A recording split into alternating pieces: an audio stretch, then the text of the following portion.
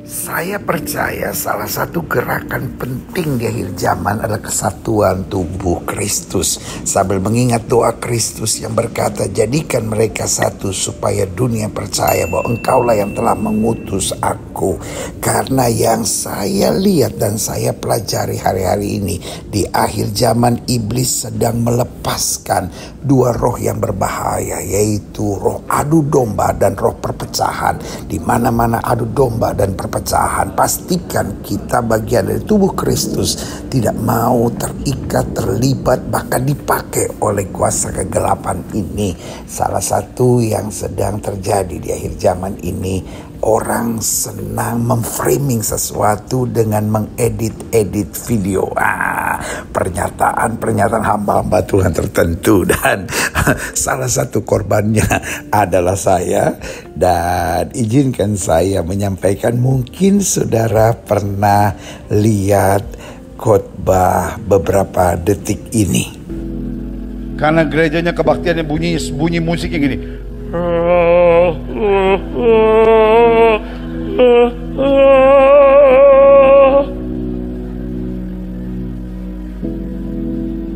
Itu bukan gereja, itu kuburan. Dan ini sebetulnya adalah khotbah yang diedit dari sebuah potongan video saya yang berlangsung tanggal 14 Maret 2019 di Miri, Malaysia. Dan saudara yang kekasih dalam Tuhan, khotbah yang hanya beberapa detik tersebut dinarasikan sepertinya saya menyampaikan kebencian pada kelompok-kelompok ibadah Kristen tertentu yang dengan musiknya bagi saya sebetulnya syahdu dan sangat mulia.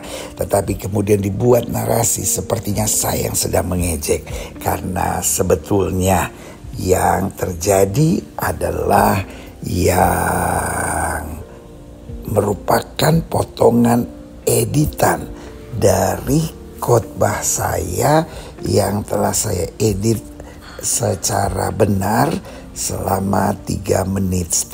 Inilah khotbah yang sebenarnya terjadi. Besok malam saya mau bicara tentang menjadi pahlawan yang berpikiran sehat. Karena makin banyak orang yang berpikiran tidak waras hari-hari ini. Berpikiran apa? Berpikiran apa? Tidak waras. Kalau engkau Kristen lalu engkau pacaran dengan orang tidak seiman, saya beri nama pikiranmu tidak waras. Kalau kau ada masalah di gereja lalu engkau keluar dari pelayanan, saya beri nama pikiranmu tidak waras. Kalau engkau seorang pendeta lalu menjelekkan gereja lain dan ngomongin gereja lain, masa ada gereja begini-begini? Saya beri nama engkau pendeta yang pikirannya tidak waras. Ada nggak pastor yang pikiran tidak waras? Ada. Alkitab saya bilang peperangan kita bukan melawan darah dan daging, tapi roh jahat di udara. Tapi ada banyak gereja suka menyerang gereja lain. Hanya karena gereja satu tepuk tangan. Apa itu gereja? Pakai bahasa-bahasa yang lama-lama entar baru, lama-lama entar baru.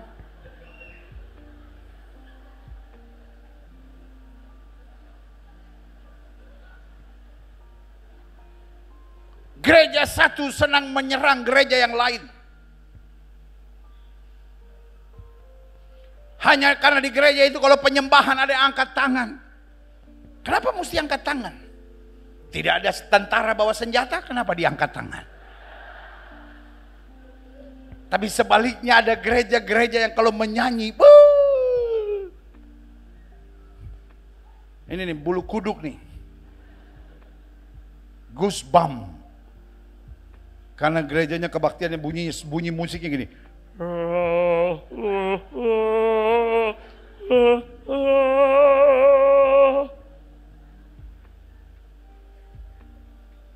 Itu bukan gereja, itu kuburan.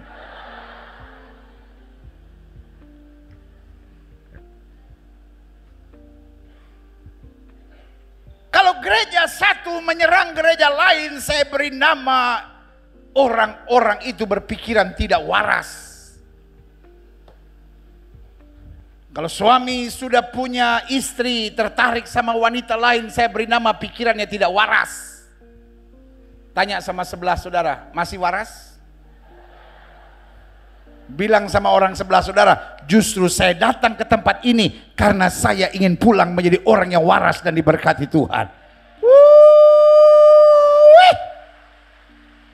Kalau saya ada masalah lalu saya cari Tuhan. Kalau saya ada masalah saya tidak goyah karena saya tahu Tuhan saya hebat, dahsyat dan luar biasa, tidak pernah gagal. Maka saya beri nama engkau orang-orang waras yang akan pulang dengan mujizat dan perkara-perkara yang dahsyat. Yang setuju katakan amin. Besok malam saya akan berbicara tentang menjadi pahlawan-pahlawan yang berpikiran waras. Melalui program hari ini, saya hanya mengajak kita untuk lebih berhati-hati karena di zaman post-truth ini orang sedang memainkan framing dan pencitraan, dan yang berbahayanya adalah jika kita masuk agenda kegelapan yaitu perpecahan dan adu domba. Pastikan kita tidak mudah terpancing dengan potongan-potongan edit dari khotbah-khotbah para pendeta yang telah dilakukan oleh orang-orang yang secara tidak bertanggung jawab, yang saya khawatir memiliki niat-niat jahat. Pastikan kita percaya bahwa bersatu lebih baik. Saling membenci, saling menyerang, saling memaki, itu adalah ciri orang-orang bodoh. Tetapi orang-orang yang mengerti rencana Tuhan, dia tidak mudah langsung bersikap mendapat potongan-potongan editing dengan narasi-narasi kebencian. Biarlah satu, kita saling mengasihi. Dua, kita menjauhkan diri dari permainan-permainan kegelapan yaitu adu domba dan perpecahan.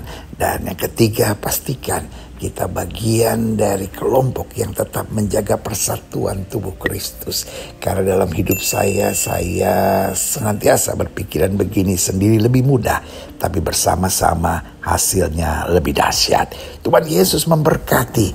Salam persatuan tubuh Kristus. Karena kita diingatkan sungguh alangkah baik dan indahnya jika kita diam bersama dengan rukun. Karena kesanalah berkat Tuhan diperintahkan.